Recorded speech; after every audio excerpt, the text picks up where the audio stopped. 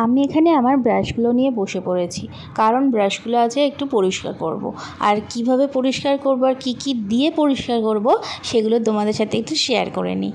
আর এই ব্রাশগুলো অনেক দেখতে পাচ্ছ, এই ব্রাশটা যেমন আমার ব্লাশারের ব্রাশ, এটা হচ্ছে ফাউন্ডেশনের ব্রাশ। তো এগুলোতে ফাউন্ডেশন, ব্লাশার, আই শ্যাডো অনেক কিছু লেগে আছে, তো এগুলোকে আমি পরিষ্কার করব।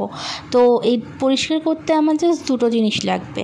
সেই দুটো জিনিস হচ্ছে, একটা হচ্ছে ড্রাই টিস্যু, কাপড়ের ড্রাই টিস্যু, আর এটা হচ্ছে এই যে মিসেলার ওয়াটার, গার্নিয়ারের মিসেলার ওয়াটারটা আমি এখানে ইউজ করছি। তোমরা যে কোনো ক্লিনজার ইউজ করতে পারো।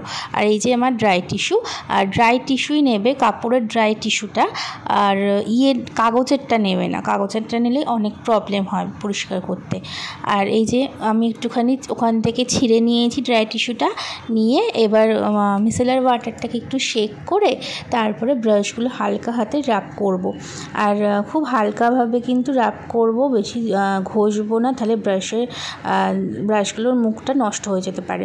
তো আমি এই করে করে সবগুলো ব্রাশগুলো পরিষ্কার করে নিচ্ছি। আর এই যে দেখো আমার রিও চলে এসছে আমার দেখতে, আমি যে কী করছি, সব ঠিকঠাক করছি কি না। আর এই যে এখন ব্রাশগুলো সব এক এক করে পরিষ্কার করে নিলাম ভালো করে।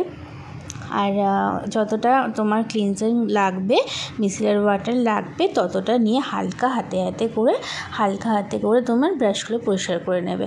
তো এই যে আমার পরিষ্কার হয়ে গেছে, একটা ফাউন্ডেশন, একটা ব্লাশার, একটা কাজল, এইসব লেগে আছে। আর আমার হাতটা দেখো পুরো লাল হয়ে আছে। আর এই হাতটা আমি দেখাচ্ছি ভালো করে কতটা লাল হয়ে গেছে হাতটা, ফাউন্ডেশন লেগে, সব কিছু লেগে। তো আমার ব্রাশগুলো একদম কমপ্লিট, আর একটু ড্রাই হতে দিয়ে দিয়েছি। তো আমার ভিডিওটা যদি ভালো লাগে প্লিজ লাইক করো, আর কমেন্ট করে জানিও কেমন লাগলো। আর যদি মনে হয় তাহলে একটু শেয়ার করে দিও। টাটা।